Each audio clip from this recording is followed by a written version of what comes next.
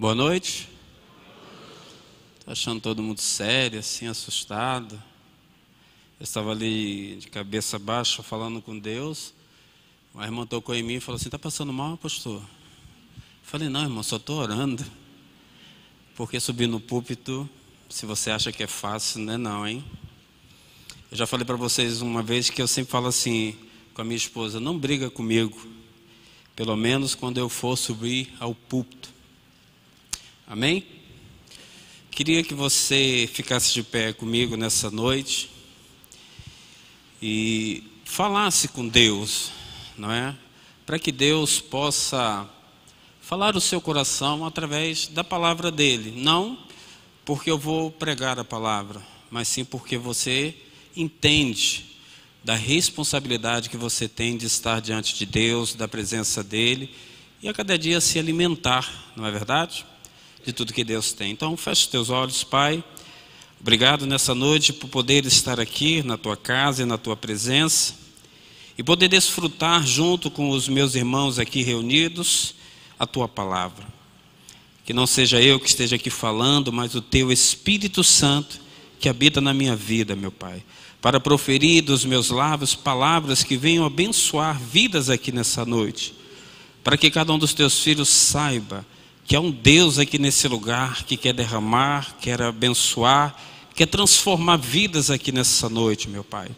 Por isso nós te pedimos que o Senhor repreenda todo e qualquer espírito maligno que queira atrapalhar, Pai, o enriquecimento de cada um dos teus filhos aqui nesse lugar.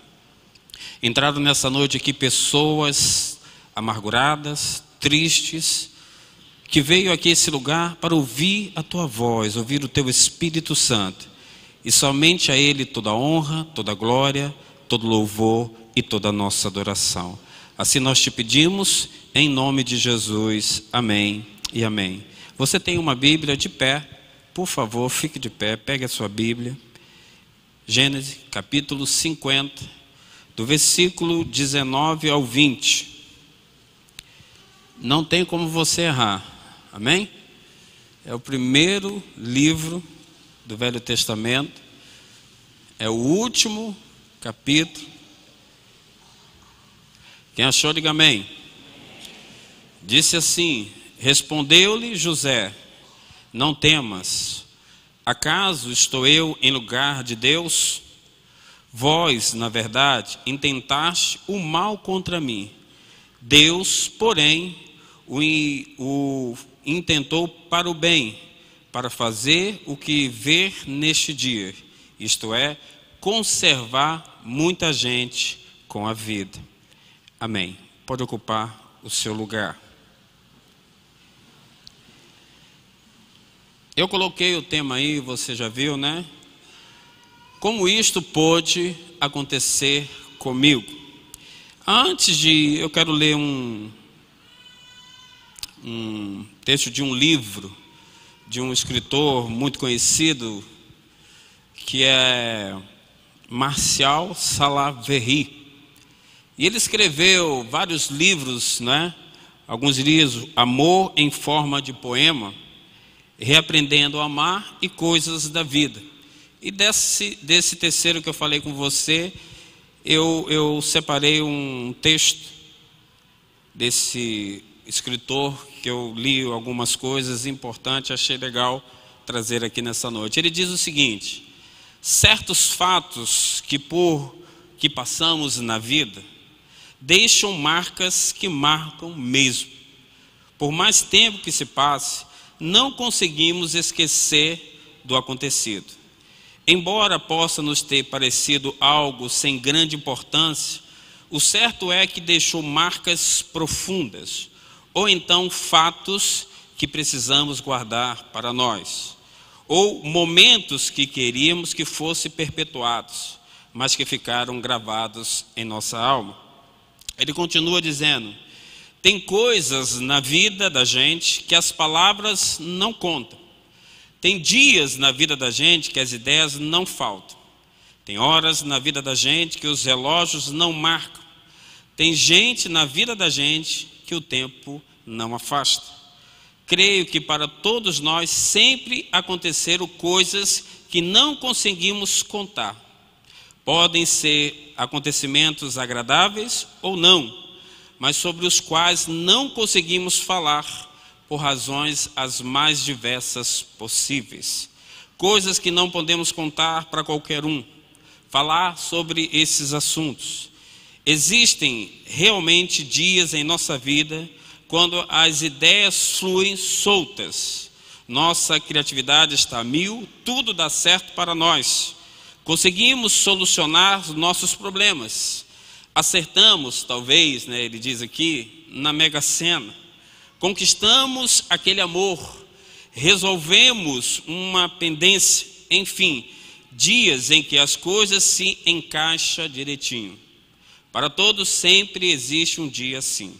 Basta saber aproveitá-los. Nesse dia, sem dúvida, existe algo interior que nos auxilia. Queremos mesmo é que o tempo pare, nos permitindo, vivenciar aquele momento feliz. Eu li um texto para você da palavra de Deus que fala de um homem chamado José. E eu acredito que muitos de nós já lemos esse texto. Você já leu? E o que é que eu fiz com esse texto? Eu peguei o final da história de José. O final é que a história de José é uma história final vencedora. Amém? O que eu quero dizer para você é que a história minha e sua é uma história de vencedores. Amém? Por que nós somos vencedores? Porque nós temos a Cristo Jesus que está no controle da nossa vida.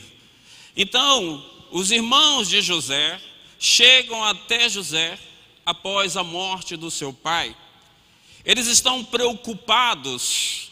Qual seria a reação de José depois da morte do seu pai Jacó, que mudou seu nome para Israel?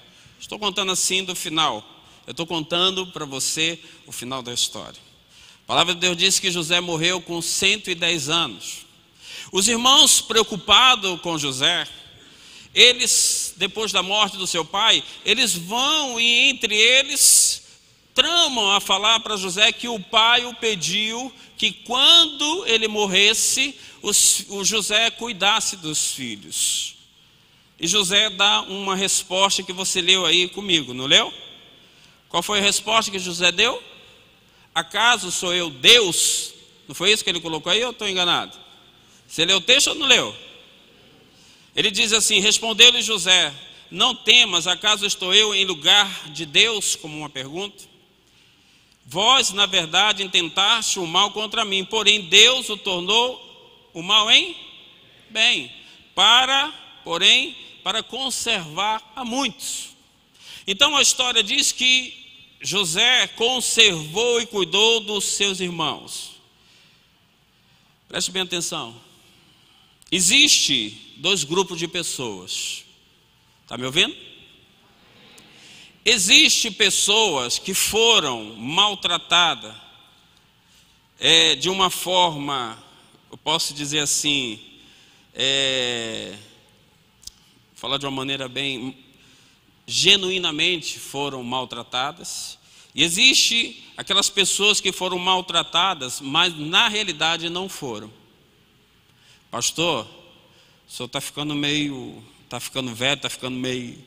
Não. Existem pessoas que foram maltratadas genuinamente, porque a história de José diz que ele foi maltratado pelos seus irmãos. Se você já leu, você sabe que o início do começo do sofrimento de José foi quando? Todo mundo fala, né? Através dos sonhos de José, não é isso? Se eu falar para você que não começou aí, você vai dizer que eu estou ficando doido. O início do sofrimento de José começou quando o seu pai deu-lhe uma túnica talar colorida. O início começou aí, pelo único motivo. A túnica talar que foi dada a José foi uma túnica colorida, diferente dos seus irmãos, que eram todas brancas. Então José tem um início de um ser maltratado, porque os seus irmãos, José era o 11º filho de Jacó. Ele não era o mais velho. Geralmente, quando se dá uma túnica diferenciada, era para quem? Para o primogênito, para o primeiro. O primeiro filho de Jacó era Rubens. Então, na realidade, José não poderia receber aquele diferencial. A Bíblia relata que quando Jacó dá aquela túnica, os irmãos começam a olhar para José diferenciado. A Bíblia relata que naquele momento, Jacó deu para o seu filho, porque ele amava mais a José do que qualquer outro filho, porque era filho da mulher que ele amava, que era a Raquel.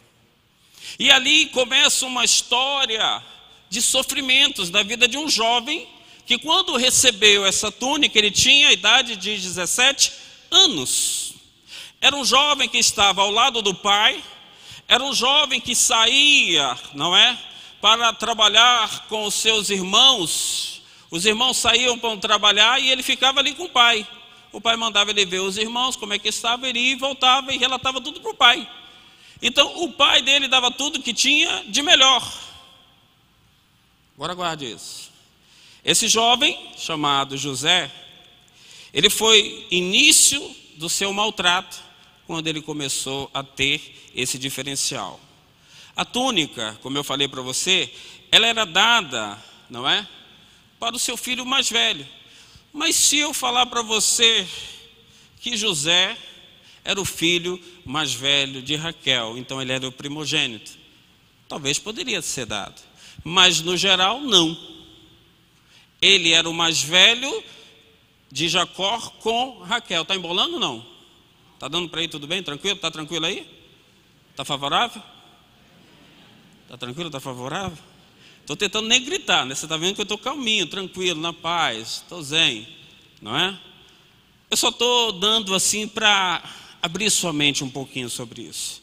Para falar de um tema como eu coloquei aqui, como isto pode acontecer comigo. Porque muitas vezes na nossa vida nós ficamos preocupados, por que isso acontece comigo? Eu posso também dizer para você que tudo que aconteceu com José era plano de Deus. Como tudo que muitas vezes acontece na sua vida também é plano de Deus. Porque o que Deus tem para você é seu e ninguém tira, amém? Então por isso que eu disse que a vitória de José e a caminhada dele no final é uma caminhada vitoriosa. Para que você nessa noite saiba que mesmo diante do que você está passando, a tua vitória está garantida em nome de Jesus. Fala para quem está do seu lado aí, a sua vitória está garantida. É para que você, tenha essa certeza no seu coração. Tenha essa certeza dentro de você que mesmo diante de lutas, de aflições, Deus está no controle de tudo. Olha que coisa mais interessante. Passo por luta, passo por aflições. Então, preste bem atenção. A túnica, como eu falei, era para ser dada por um mais velho. O que representa a túnica? O que significava a túnica? Só estou dando tem um tempo, glória a Deus, aleluia. Combinei com o pastor Marco Awad, Se ele cuidar bem de mim, eu cuido bem dele quando ele for pregar. A gente melhora nos anúncios para não ficar muito esticado. Eu falei para ele, se você não me der tempo, quando for você, eu vou te dar 10 minutos. Aí ele falou, não, tudo bem, fica tranquilo. Eu falei, os marcos se entendem, Não tire os marcos da sua vida, viu? Está na palavra de Deus. Então, o que representava o significado da túnica talar colorida passava a ser uma pessoa de destaque, não é?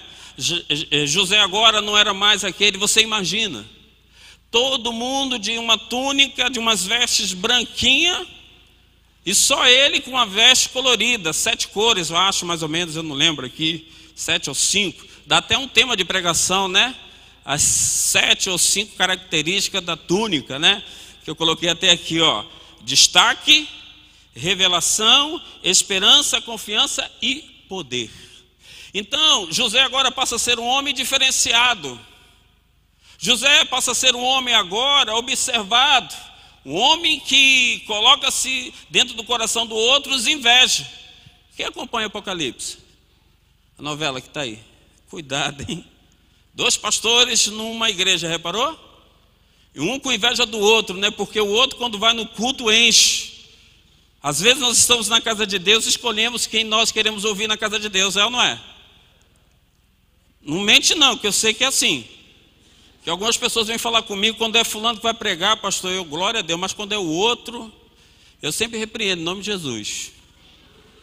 Porque se você vem para a casa de Deus escolhendo quem você vai ouvir, você não veio buscar a Deus, você veio buscar os seus interesses. E quando nós viemos buscar os nossos interesses na casa de Deus, nós deixamos de buscar a Deus. Então preste bem atenção, ele chega, ele tem um diferencial, ele é um homem de destaque, ele é um homem que agora tem a revelação, tem esperança, tem confiança e tem poder. Agora guarde isso no seu coração. Ele não tinha ainda capacidade de ser um homem para liderar. Porque ele tinha quantos anos? 17. Então, quando eu falei para você, há 2 grupos de pessoas, aqueles que foram maltratados genuinamente e aqueles que acham que foram maltratados. Agora eu digo para você, repito, por mais que você passe por lutas, aflições, dores ou maus tratos, Deus está no controle da sua vida. Então guarde, José precisava passar pelos maltratos, mas ele não poderia deixar de confiar em Deus. Primeira coisa que eu quero falar a você nessa noite: não deixe que o seu sonho se torne um pesadelo. Porque muitas vezes nós estamos na casa de Deus, nós sabemos quem é Deus, mas nós camuflamos, nos escondemos, temos medo de enfrentar a luta, porque achamos que Deus não vai cuidar de nós, achamos que somos fracos, não vamos conseguir vencer. José era o 11º filho de Jacó, era desprezado pelos seus irmãos mais velhos por causa do favoritismo de seu pai, que o separou, dando-lhe o que tinha de melhor. Às vezes nós estamos em uma família e há divisão. Você não tem filhos? Quem tem mais de um filho sofre, mas quem tem só um filho também sofre. Porque o filho, ele começa a ser egoísta, bota ele para brincar com o outro. Não pode pegar no meu carrinho não. Lá no meu prédio tem uma menininha que é uma benção, fogo puro. Agora quando nós vamos para a piscina, né, desce, ela está lá, tenta pegar nos brinquedinhos dela. O menorzinho do irmão dela chega assim para brincar, ela começa a ficar com ódio, com raiva. Não é? Em um lar temos muitas divisões. E esse lar, preste bem atenção, esses irmãos, cá para nós, eles não tinham razão de estarem assim? Um pai zeloso, ele pode fazer isso com o filho? Jesus faz isso conosco? Ele dá mais para um e menos para outro? Ele pega o amor dele e divide e diz assim: esse fulano é mais merecedor, esse não? Não. Aqueles irmãos tinham um sentimento que na verdade poderia ser normal. Pô pai, dá lá colorida para ele, para mim que sou o primogênito, você não vai me dar? Eu sou teu primeiro filho. Eu acredito que Jacó falou assim: olha, você é o meu primeiro, mas você é o primeiro da minha primeira mulher, que chamava-se Lia. Mas é que eu amava, você não é o primeiro. Rubens colocou um sentimento no coração dele, de sofrimento. Quantos de nós estamos em um lar, temos o mesmo pai, a mesma mãe, e sofremos porque achamos que não somos amados? Quantos de nós estamos aqui nessa noite, sofremos assolações devido a um passado obscuro, difícil no nosso lar, que nos transformou em pessoas duras, maltratadas pela vida? Quantos de nós estamos aqui, sofremos tantas coisas e passamos a não acreditar que Deus pode fazer um milagre? essa pessoa que está aqui, que é brincalhão, brinca com todo mundo, não é? Se você ainda não me conhece, quem me conhece toma até um susto. Eu estou até me cuidando mais de estar no meio de pessoas da igreja, né? Porque quando me conhece ao profundo, vê que eu não sou essa cara assim de pessoa fechada, achando que eu sou assim carrancudo. Tem um menino que está aqui sentado que deve ir até embora comigo. Ele chegou para mim e falou assim: pastor, eu sou muito tímido. Ele está por aqui, se não estiver aqui, está lá fora, ou lá em cima. Eu sou muito tímido. Ah, o sujeito está ali, ó. Está ali sentado. E ele chegou para mim, olhou e falou assim: pastor, eu sou muito tímido. Eu tinha medo de chegar e falar com o senhor, pedir carona. Eu falei: você é tímido desse jeito e fala assim descaradamente? Chega assim, vai, entra no meu carro. Eu ainda tenho para chamar ele, ainda tenho que ir chamá-lo. Ele não vem, não fica, porque quem quer carona fica perto, né? Não é assim? Quem quer carona fica. Eu lembro quando eu tive uma dificuldade, quando eu voltei de Minas para cá, e eu vim a pé para essa igreja, porque eu não tinha dinheiro. Eu já falei isso aqui, vou repetir. E eu pegava carona com o diácono Mário, que está ali agora, ó. Eu era diácono igualzinho a ele, agora eu mando nele, né? Olha que coisa bacana. E quando o Mário ia embora, eu ficava na porta ali da igreja.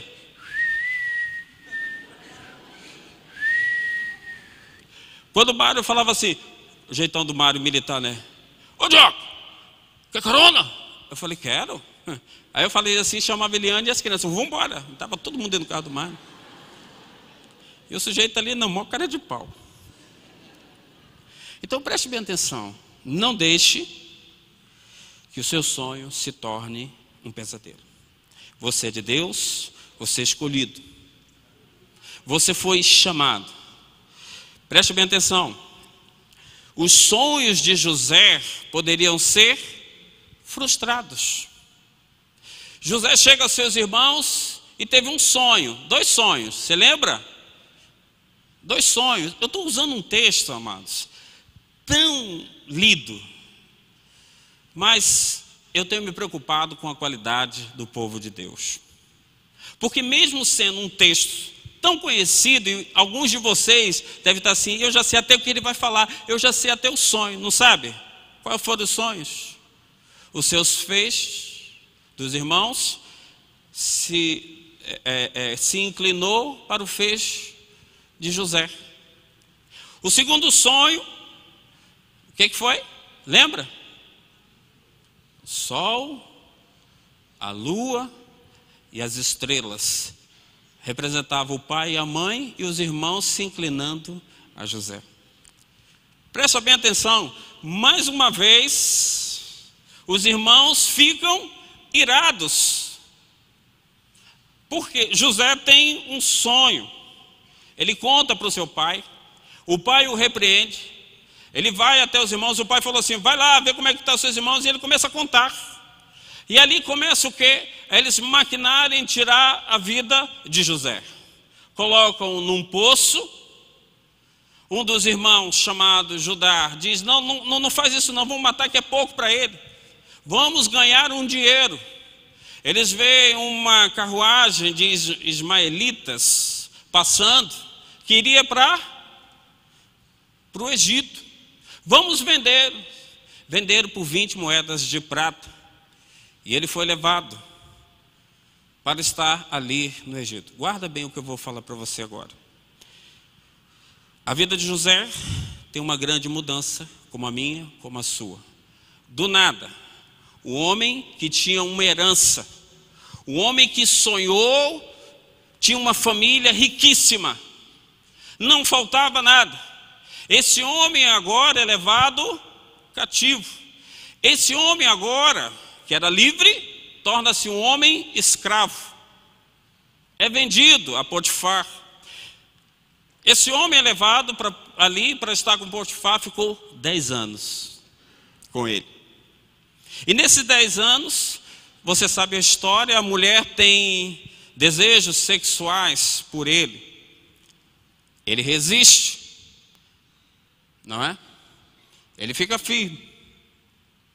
Aí é a grande questão da nossa vida e da nossa caminhada. é que muitas vezes, quando nós estamos caminhando e achamos que tudo começa a dar errado, nós desistimos. José desistiu. Relata na Bíblia que José simplesmente parou de orar, de buscar a Deus, de sentir a presença de Deus. Deus deu a José, guarde bem o que eu vou te falar, sonhou, começou a ser um homem de destaque. Deus começou a revelar para José, e mesmo assim, Deus permitiu que José passasse pelo que passou.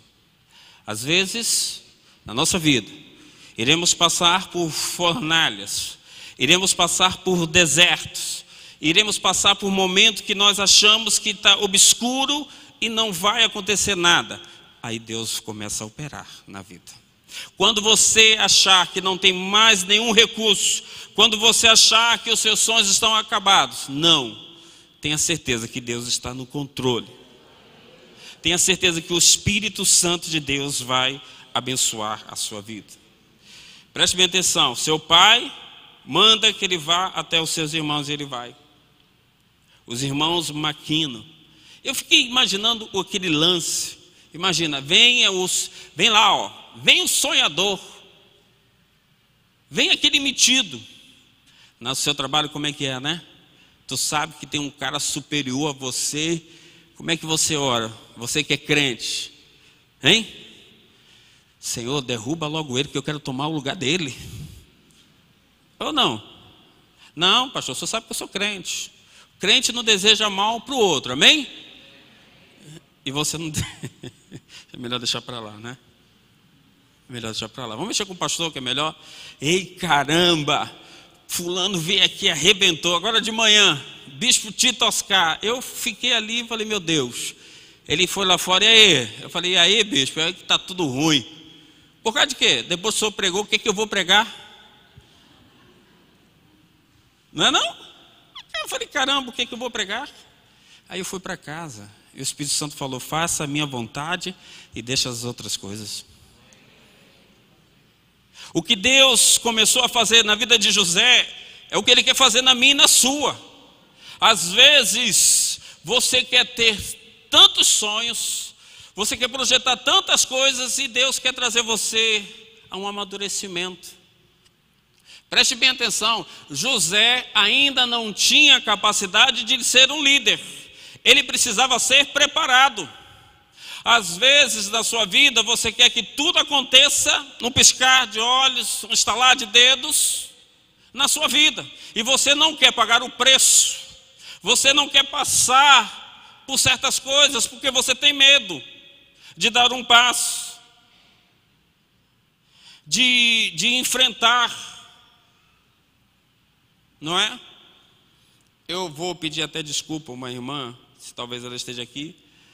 Eu vou falar de uma irmã me procura, mais de 50 anos com uma pessoa. De repente, do nada, o irmão decidiu foi embora, largou tudo. Como aconselhar uma pessoa numa hora dessa? Que perdeu o marido, perdeu o chão, perdeu a estrutura. Como que eu vou aconselhar? Eu falei para ela, a única coisa que você pode é se agarrar no seu Deus. Você foi maltratada por Ele, mas por Deus não. Talvez você esteja aqui nessa noite, está sendo assolado, maltratado por pessoas, ou por circunstâncias, ou por uma enfermidade, ou por uma luta, ou por um momento financeiro que você esteja passando. Não perca o sonho que Deus tem para a sua vida. Não perca o apetite de se achegar mais a Deus. A palavra de Deus sempre nos diz, e você já sabe, buscai primeiro o reino de Deus, vai. E as demais coisas, você sabe. Falar é fácil. O grande problema é viver aquilo que nós falamos. Anotou aí? Falar é fácil. O mais difícil é viver tudo isso que Deus tem para a gente. Em nome de Jesus, essa noite. Seja uma pessoa que sonhe os sonhos de Deus, os planos de Deus, o que Deus tem para a sua vida. Não aborte os seus sonhos. Não jogue fora aquilo que Deus já começou a fazer na sua vida. Deus está aqui nessa noite para fazer um milagre na sua vida. Deus está aqui nessa noite para mudar a sua casa, mudar o seu casamento, mudar a sua caminhada. É importante, irmãos, que você comece a viver uma vida onde vai agradar a Deus, ainda que você esteja em prisões, ainda que você esteja sendo maltratado. Deus não esqueceu de você. Você que leu a parafrase da história de José sabe muito bem, provavelmente já compreendeu o resultado. É uma história que nos serve de inspiração quando conhecemos o final. Você sabe para onde você vai? Vou repetir, você sabe para onde você vai? Sei, pastor, sair daqui, vou para minha casa, bater aquele prato, vou ver o Fantástico, vou ver isso, aquilo. Eu estou falando no campo espiritual. Você sabe para onde você vai? José sabia quem era o Deus que ele servia. José sabia que ele poderia passar por tudo aquilo. Preste bem atenção. Quando uma pessoa era vendida como escravo, guarda isso. Se ele casasse com uma pessoa, a mulher dele seria escrava. Se ele tivesse filhos, também seria escravo. José saiu de uma terra e foi para outra. Ele era escravo, ele era estrangeiro.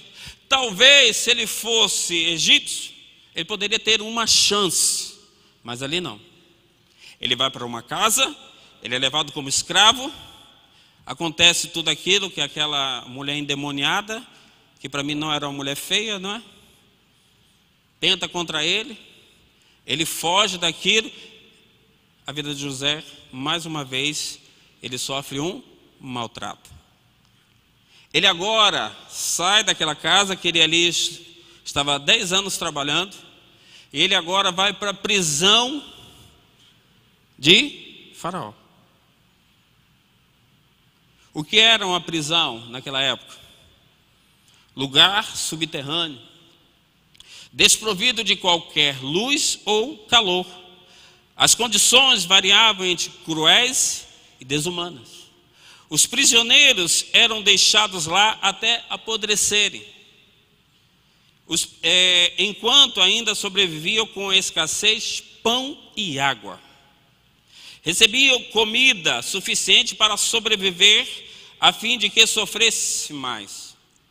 Segundo o Salmo 105:18, os pés de José doíam por causa dos grilhões que o prendiam. Ele foi largado no calabouço para morrer. Preste bem atenção. Se ele fosse egípcio, como eu falei, talvez ele teria uma chance. Eu fiquei pensando, eu coloquei aqui, eu botei até assim escrito aí, descontração. Eu fiquei pensando, será que essa prisão não seria bom?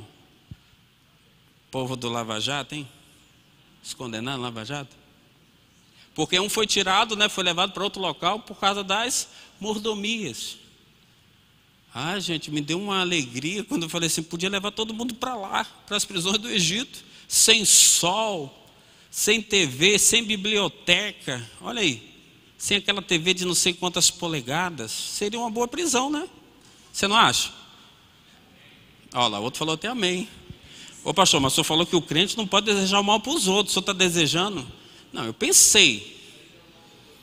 Eu também botei até aqui, ó. Acho que até os políticos iriam pensar melhor na hora de colocar mão nas coisas que não lhe pertencem. Não é verdade? Então, guarda. O sofrimento de José ainda estava continuado.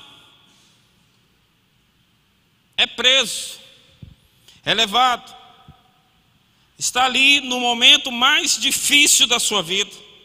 Você consegue imaginar seus pensamentos na escuridão úmida do calabouço? Ele diz, eu sirvo ao meu Senhor com honestidade e integridade por 10 anos. Sou mais fiel do que a sua esposa que tentou deitar comigo.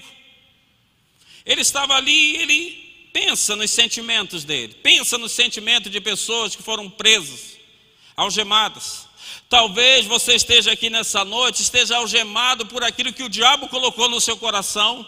Talvez você esteja aqui algemado, com medo numa prisão espiritual, e o Espírito Santo de Deus quer tirar você dessas prisões. Mas é preciso um querer. Mas é preciso você não perder o foco e a direção. A palavra de Deus diz, você conhece a história de Jó, dos maiores sofredores. Eis que conheço os vossos pensamentos e os maus intentos que fizeste em justiça. Filipenses 4:7 diz, e a paz de Deus, que excede todo entendimento, guardará os vossos corações e os vossos pensamentos em Cristo Jesus. Isso nos ensina que os nossos pensamentos, eles não podem ser maus. Que nós precisamos levar todos os nossos pensamentos cativos ao Senhor, para que os nossos sonhos sejam realizados com Cristo Jesus. Então José tinha que passar, amados. Eu tenho certeza que ele lutou contra esses sentimentos, pensamentos parecidos. José tinha uma liberdade muito limitada, mas ainda assim tinha o direito de escolher a reação a tudo que estava acontecendo com ele. Será que sentia-se ofendido e amargurado com seus irmãos e até mesmo com Deus? Será que José desistiu de ter esperança no cumprimento da promessa, privando-se da última coisa que ainda lhe dava motivação para viver? Será que eu e você estamos aqui motivados pelo quê?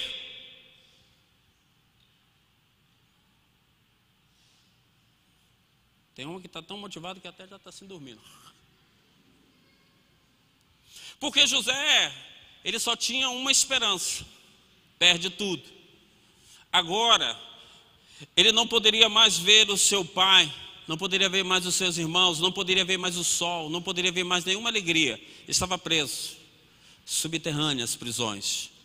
As prisões daqui como é que é? Tem solzinho durante o dia, não tem? Oh, maravilha! Teve um aí que foi preso na sua casa, a casa dele, não sei quantos mil metros quadrados da Odebrecht. A gente estava brincando lá em casa, falei, poxa, que prisão boa, né?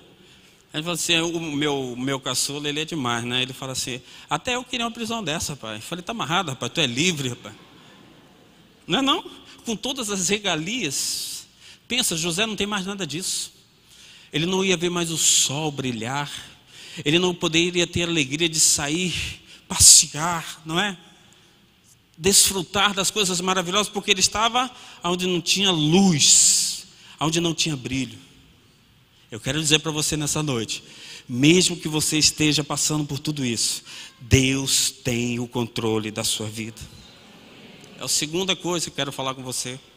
Imagino que nunca passou pela mente de José, até que tudo terminou, e que era a promessa de Deus para prepará-lo, para ser um grande líder. Como usaria a sua autoridade futura sobre os seus irmãos que o traíram? Ele estava aprendendo tudo o que sofrera a ser obediente. Quando Deus está no controle da nossa vida, nós precisamos obedecer ao Senhor Jesus Cristo. Quando Deus está no controle da nossa vida, quando o Espírito Santo falar com você, sai disso, vai para essa direção, não faça isso. Nós levamos os nossos pensamentos cativos a quem? Ao nosso Senhor. Você já foi incomodado dentro da sua própria casa? É ou não é? Eu já fui. Meus filhos estão em um canto, eu estou em outro, minha mulher está em outro. Aí o Espírito Santo fala assim, isso é família? Você tem um dia da família? Levanta aí quem tem um dia da família. Aquele dia separado. Olha que triste aqui nessa noite. Se você não tem um dia da família, tenha. É importantíssimo. É aquele dia que você sai, ri, brinca, faz um monte de coisa. Você vai rir agora. Tem coisas que nós fazemos, somos 3 homens, fazemos longe da nossa esposa. Brincadeira de homens. Ontem, sábado, eu fui no local, saí cedo, só voltei 11 horas da noite. Fui numa praia com a minha família e uns amigos. Saí de lá, fui na casa do outro que estava um engarrafamento danado. Liguei para o sujeito. Tá onde? Estou aqui, pastor, vem tomar um café com um aipim. Está aí ele? Cadê o sujeito? Deve estar até aí. Você não voltou. Eu falei, você vai para a igreja, hein? Comi um aipim maravilhoso. Coisa linda. Derretendo. Dia da família. Se você vive numa prisão, se você vive no medo, se você diz que Deus tem o controle da sua vida, então você tem que ter. Você tem que dar o seu melhor. Preste bem atenção. Essa família, ela nunca mais foi a mesma. Os seus irmãos não eram amigos de José. O seu pai amava José, mas os seus irmãos não. É uma família dividida. Quando eu falo, Deus tem o controle da sua vida, eu parei e imaginei. A vida de José agora estava no controle de quem? Dos irmãos que o levaram e maltrataram, ou estava no controle de Deus? Eu quero dizer para você nessa noite, que aqueles irmãos foram usados por Deus, para que José passasse por tudo aquilo. Ei, pastor, não, Deus não deseja o mal para os outros, porque José precisava ter 17 anos, quando vai para Potifar, 27, ele tinha que amadurecer, mas Deus estava no controle. A minha vida e a sua vida sempre vai estar no controle de Deus quando nós permitimos. José poderia estar provido de todos os pensamentos, mas ele sabia que era Deus. A palavra do Senhor sempre nos ensina. E em 1 Pedro, capítulo 1, diz, versículo 22, já que tendes purificado as vossas almas na obediência à verdade, que leva ao amor fraternal, não fingido de coração, amai-vos ardentemente uns aos outros. Deus estava cuidando do coração de José, que não criasse um ódio. Deus estava colocando no coração de José uma obediência, mesmo passando por que ele estava passando. Deus está a cada dia nos ensinando a sermos servos que precisamos amar uns aos outros, cuidar uns dos outros, buscar mais, não é? Ter uma intimidade, no bom sentido da palavra, com as pessoas. Quantos entram aqui na igreja e saem porque não ouviu uma palavra? O bispo sempre tem isso falando, né? Que as pessoas às vezes vêm, falam, saem porque não tem amor. Às vezes é verdade. Dependendo de quem você bota na porta da igreja, enxota as pessoas, porque muitas vezes não foi amado. Seus irmãos eram instrumentos habilidosamente manipulados por Deus. José se agarrou à promessa, buscando o propósito de Deus.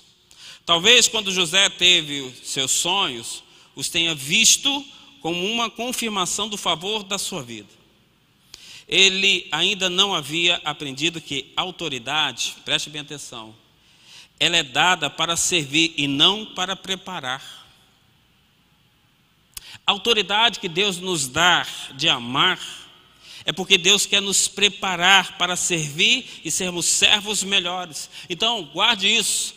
Sempre buscamos um culpado pelos nossos sofrimentos. Geralmente, no processo de treinamento, enfocamos a impossibilidade das nossas circunstâncias em ver a grandeza de Deus. Como resultado, sentimos-nos desencorajados e necessitamos de alguém que sirva de culpado. Quer um exemplo? Muitos dizem, isso está me atormentando. José poderia falar isso. Agora, muitos, guarde bem, quantas vezes vemos nossos irmãos e irmãs caindo na mesma armadilha de culpar os outros. Por exemplo, se não fosse a minha esposa, eu poderia estar no ministério. Ela tem impedido e destruído muito aquilo com que sonhei. Se não fossem os meus pais, eu teria uma vida normal. Eles são culpados pela situação na qual eu encontro. Hoje, como os outros têm pais normais e eu não. Se meus pais não tivessem divorciado, eu teria sido mais bem-sucedido no meu próprio casamento. São exemplos. Se não fosse o meu pastor, olha aí, mexer com o pastor, eu coloquei aqui, haver me reprimido os dons que tenho, eu teria tido liberdade. Ele não permitiu que eu seguisse meu destino no ministério. Ele fez com que as outras pessoas se virassem contra mim. Se não fosse o meu ex-marido, os meus filhos e eu não teríamos tido esse problema financeiro. Buscamos sempre o culpado. Precisamos aprender que se nós vivemos e confiamos e obedecemos a Deus, nós não precisamos culpar as pessoas pelos nossos fracassos, pelos sonhos perdidos. As pessoas, elas podem se levantar contra você, e elas vão se levantar. São espíritos malignos, filhos de Belial, pessoas usadas que não querem ter vida com Deus.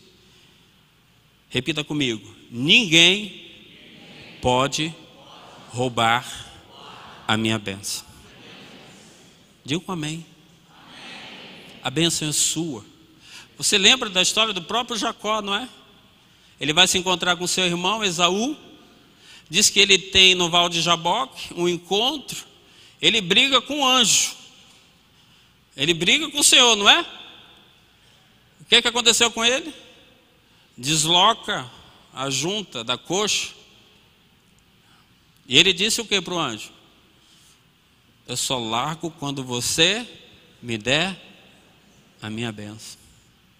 Todos nós precisamos aqui nessa noite nunca, repita comigo, nunca largar a Deus.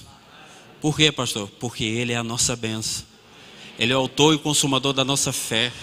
Ele veio para que eu e você tivéssemos vida e vida em abundância. O que nós precisamos é nos agarrar à bênção de Deus e servi-lo, porque Ele está no controle. Eu gostaria de enfatizar o seguinte, que absolutamente nenhum homem, mulher, criança ou demônio pode tirar-nos da vontade de Deus. Ninguém pode, a não ser Deus e você mesmo. Se José tivesse parado, ele não poderia ter alcançado e chegado àquele grande momento. Era o momento do quê? Da vingança. Era o momento que ele poderia chegar com os irmãos dele e falar assim: é agora. Eu vou contar uma coisa para você que não posso contar. Perto de ser ordenado, eu falei assim, com aquela ira, né? Falei, quando eu virar pastor, aquele sujeito, ele vai se ver comigo. Eu vou confessar um erro meu, tá? E eu fui com aquele intuito de dar-lhe uma... Quando eu cheguei, quando eu dei 2 passos para pegar o sujeito, o Espírito Santo foi lá e falou assim: foi para isso que eu te chamei, foi para isso que eu controlei a sua vida, foi para isso que eu te escolhi. Aí na mesma hora opa! Então Deus está no controle da minha vida, Deus está no controle da sua vida. Então todos os seus e os meus passos, eles precisam ser direcionados e controlados pelo Senhor Jesus Cristo. As suas finanças precisam ser controladas por Ele. As suas emoções, os seus pensamentos cativos, você leve ao Senhor Jesus Cristo. Obedecer é negar a si mesmo para obedecer e no final você receber a vitória. Agora pense, você acha que quando os irmãos de José o venderam como escravo, Deus do céu não olhou para o filho e para o Espírito Santo e disse: o que faremos agora? Ele poderia, mas ele não fez. Ele sabia que ele precisava passar por aquilo para ele amadurecer. Então passe por luta, passe por aflições, passe por fornalha, passe por deserto, passe por momentos difíceis, passe por escassez, passe por enfermidades, passe por tudo, mas adore ao Senhor Jesus Cristo. Porque Ele é bom, Ele é perfeito, Ele é agradável. Ele é o Deus que está todo dia batendo a porta. Se você abrir o coração, eu entrarei, cearei, farei parte contigo. Muitos não querem isso, porque não querem pagar o preço. Pague o preço do sofrimento, pague o preço da luta, mas a tua vitória vai chegar em nome de Jesus. Vai chegar e chegou hoje.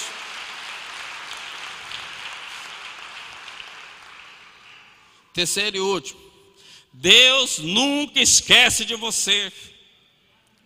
José estava na prisão, não estava? Tem mais 2 sonhos, o copeiro e o padeiro, lembra?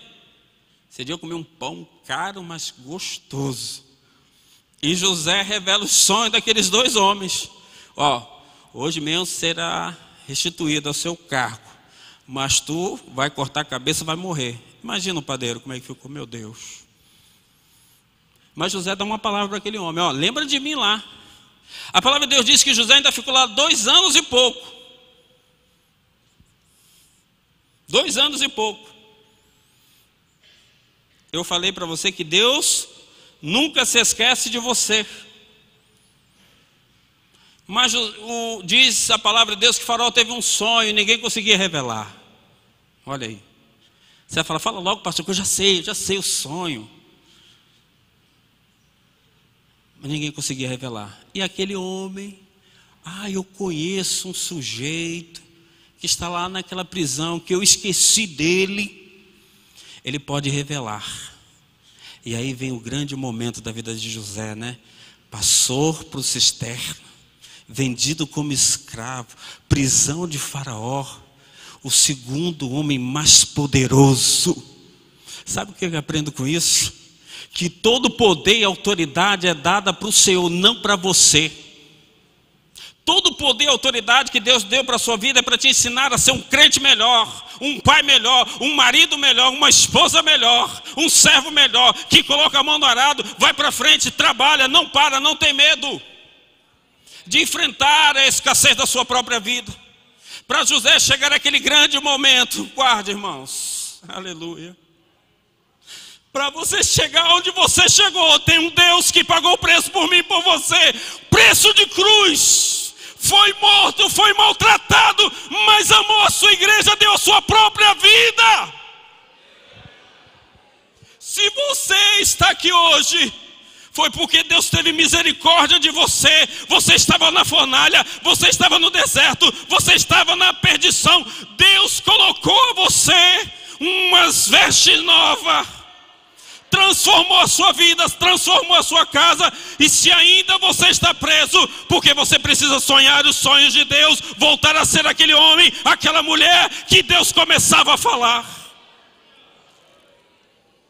que Deus começava a falar. A palavra de Deus diz: pois a visão guarda um tempo designado, ele fala do fim e não falhará. Ainda que demore, espere, porque ele certamente virá e não se atrasará. Salmos 33:11 diz: mas os planos do Senhor permanecem para sempre, e os propósitos do seu coração por todas as gerações. Deus te tirou de onde te tirou. Volte a sonhar, volte a brilhar, volte a deixar Deus fazer a vontade dele. No tempo de Deus, vai chegar a sua vitória. Chegou a vez de Faraó de ver aquele homem e revelar o sonho. 7 anos de abundância, 7 anos escassez. Prepara tudo. Prepara tudo. Ele começa. Fome para tudo que é canto, para tudo que é lado. Falta tudo. Mas um homem que passou pelo que passou, Deus começou a fazer e dar vitória. Será que esse Deus não vai fazer na sua vida? Será que esse Deus não está assistindo você no que você está passando? Será que esse Deus não sabe da sua luta? Será? Será? Ele está te vendo. Ele está te vendo. Pois ele viu José lá. Ele tirou. Ele não vai tirar você. Mateus 5. 43 diz: ouviste que foi dito, olha, amarás o teu próximo e odiarás ao teu inimigo. Preste bem atenção. Eu, porém, vos digo: amai aos vossos inimigos e orai pelo que vos persegue. Deus ensinou a José que ele não deveria ter no coração dele ódio, mágoas, rancor. Ele não poderia. Ele só poderia ter no coração dele alegria, paz em abundância, porque quem cuidava dele era o Senhor. Se você está aqui nessa noite e você quer ter vitória na sua vida, tire as mágoas, tire o medo, tire o desespero, porque Deus nessa noite quer tirar você desses anos de amargura, de escassez, de que falta tudo, para dar para você um ano de alegria em 2018, o ano da vitória do Senhor sobre os seus problemas, o ano onde o Espírito Santo de Deus vai fazer na sua vida uma transformação que você não vai entender. Em nome de Jesus, nessa noite, volte a sonhar os sonhos de Deus para a sua vida. Volte nessa noite a dedicar a sua vida, a se entregar, a se lançar, a fazer aquilo que Deus já falou ao seu coração. Abaixe a sua cabeça. Sonhe. Deus não esqueceu de José. E Ele não vai esquecer de você nessa noite.